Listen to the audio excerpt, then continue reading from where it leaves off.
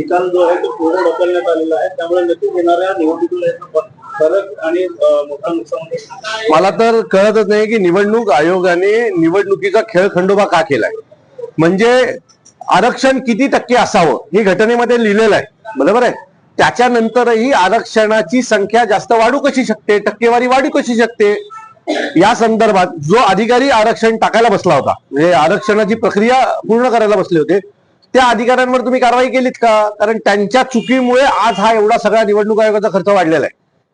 निवडणूक आयोगाचे अधिकारी ज्या वेळेला आरक्षण पडले त्यावेळेला काही झोपले होते का? त्यांनी यात का नाही इंटरफिअरन्स केलं की बाबा आरक्षणाचा टक्का वाढतोय म्हणून? सो या सगळ्याला दोषी जर कोण असेल तर निवडणूक आयोग आणि प्रशासन आहे. सो जर कोर्टाने अशा प्रकारचे आदेश दिलेले असतील तर कोर्टाने हेही आदेश करणं गरजेचं आहे की जे जे दोषी अधिकारी या सगळ्यात आहेत, ज्यांनी त्यांच्या कामामध्ये काम चुकारपणा केलेला आहे, त्या सर्व अधिकाऱ्यांवर देखील कारवाई झाली पाहिजे, त्यांना देखील तात्काळ सस्पेंड झालं पाहिजे.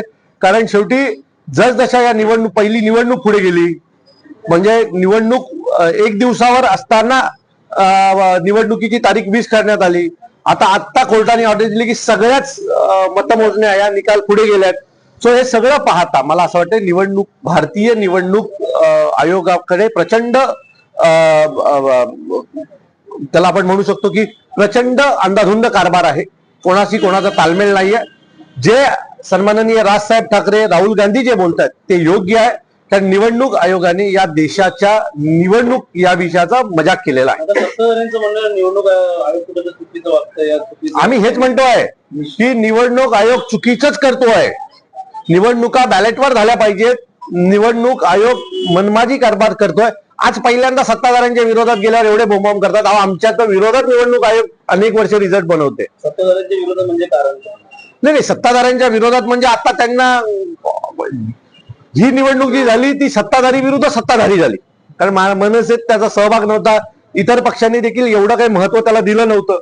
आताची निवडणूक जी झाली ती सत्ताधारी विरुद्ध सत्ताधारी झाली. सो या लोकांना आता तेच कळलं की त्रास होतो. आमच्या विरोधात नेहमीच हे होतंय. निवडणूक आयोग तुमच्या सांगण्यावरनं आमच्या विरोधात मागील अनेक वर्ष अशाच प्रकारच्या गोष्टी करतोय. ईव्हीएम मध्ये घोटाळे असतील, मतदान यादींमध्ये घोटाळे असतील, याचा फायदा सत्ताधाऱ्यांनाच होत होता. आता तेच त्यांच्या विरोधात लढत असल्यामुळे काय त्रास होतो, आमचं दुखणं त्यांना कळलं असावं असं मला वाटतं. पाहिलं सकाळपासून ईव्हीएम मशीन बंद, कुठे बोगस मतदार, कुठे लांबच लांब. खरं तर सन्माननीय राजसाहेबांचा आदेशाचं पालन काही बुलढाण्यातल्या काही भागांमध्ये लोकांनी केलेलं आहे.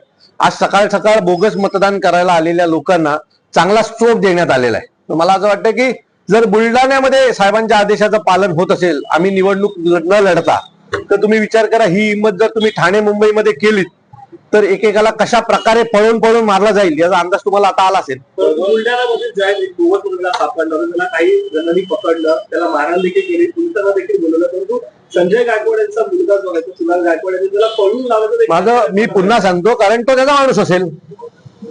आम्ही जे बोलतोय ना, दुबार नावं, बोगस याद्या, इकडनं तिकडनं आणलेली नावं, हे सगळे सत्ताधारी पक्षांनी केलेलं आहे निवडणूक आयोगाच्या मदतीने. एका वेळेला हजार नावं. आता जर मी निवडणूक यादीमध्ये नाव टाकायला गेलो तर मला एकट्याचं नाव टाकायला मला स्वतः जावं लागतं. पण सत्ताधारी नेते ज्यावेळेला जातात त्यावेळेला हजाराचा गट्टा एका वेळेला घेतला जातो. सो ही त्यांचीच माणसं आहेत जी बोगस निवडणुकीत मतदान करून निवडून येतात. आणि मी नेहमी सांगतो की याच्यामुळे चांगला प्रामाणिक काम करणारा कार्यकर्ता मरतो, कारण बोगस मतदाराचा टक्का वाढलेला असतो आणि जेवढे बोगस मतदान होतं तेवढ्याच मताने हे निवडून येतात. संतोष बांगरने मतदान करताना व्हिडिओ बनवलेला आहे, कोणाला मतदान केलं, कुठेतरी निवडणुकीचा जो आदेश असतो कुठेतरी भंग करताना संतोष बांगर. मला वाटतं ही निवडणूक आयोगाची प्रक्रिया आहे. जी काय निवडणूक आयोग त्याच्यावर योग्य तो निर्णय घेईल. सध्या लक्ष्मी दर्शन सगळीकडे असतात. वैभव नाईकांनी देखील आरोप केला की स्वतः राज्याचे उपमुख्यमंत्री एकनाथ शिंदे आणि कोकणामध्ये बॅगा भरून हे वाटत असतानाचा व्हिडिओ व्हायरल केलेला आहे. बॅगामध्ये पैसे असं त्यांनी आरोप केला. खरं तर यांच्याकडे पैसे एवढे कुठून आले याची चौकशी केली गेली पाहिजे. बॅगा पैसे एका नगर परिषदेला जर 2 बॅगा गेल्या असतील तर तुम्ही विचार करा 285 ठिकाणी किती बॅगा गेल्या असतील. आता एका सुटकेसमध्ये किती पैसे राहतात त्याचा जर तुम्ही अंदाज काढलात तर आम्हाला माहित नाही, कारण आम्हाला असे सुटकेस घेऊन जायचा अंदाज नाही. पण तरी सुद्धा एका सुटकेसमध्ये आपण 2 कोटी रुपये पकडले तर एका नगर परिषदेला 4 करोड रुपये गेले असावेत. जर वैभव नाईक बोलतात ती गोष्ट खरी असेल तर 4 कोटी गुणिले 285 म्हणजे 1000 कोटी फक्त नगर परिषदेसाठी गेलेत. महानगरपालिकेला किती जातील याचा अंदाज तुम्ही लोक बांधूच शकणार नाही. मालूरमध्ये देखील लक्ष्मण दर्शन झालेलं आहे. भाजपचे तालुका अध्यक्ष आहेत, त्यांच्या गाडीमध्ये जे आहेत ते पोलिसांच्या विशेष भाजप जे आहे ते युतीमध्येच लोकांचे पैसे पकडणार म्हणजे सरकारी पैसे, टेंडर मधनं आलेले पैसे, लाडक्या बहिणीतनं आलेले पैसे, जे सगळे दलालीचे पैसे आहेत ना, एजंट रूपाने खेळलेले, ते निवडणुकीला बाहेर पडले. परंतु मालवणमध्ये जे आहेत ते पैसे सापडलेले आहेत तालुका अध्यक्षांच्या गाडीमध्ये. त्या प्रकरणामध्ये अद्यापही कोणत्याही प्रकारचा गुन्हा मात्र दाखल झाला नाहीये. आधी पण पैसे सापडले, त्याच्या बाबतीतही निलेश राणे खूप ओरडून बोलत होते आणि त्याच्या बाबतीतही कुठल्याही प्रकारची हे घडलेली नाहीये. तुम्हाला वाटतं की भारतीय जनता पक्षाने महाराष्ट्र आंदोलन घेतलंय की काय, असा आता विषय मनात यायला लागलाय आमच्या. 21 तारखेमध्ये ईव्हीएम मशीन सेफ राहतील का?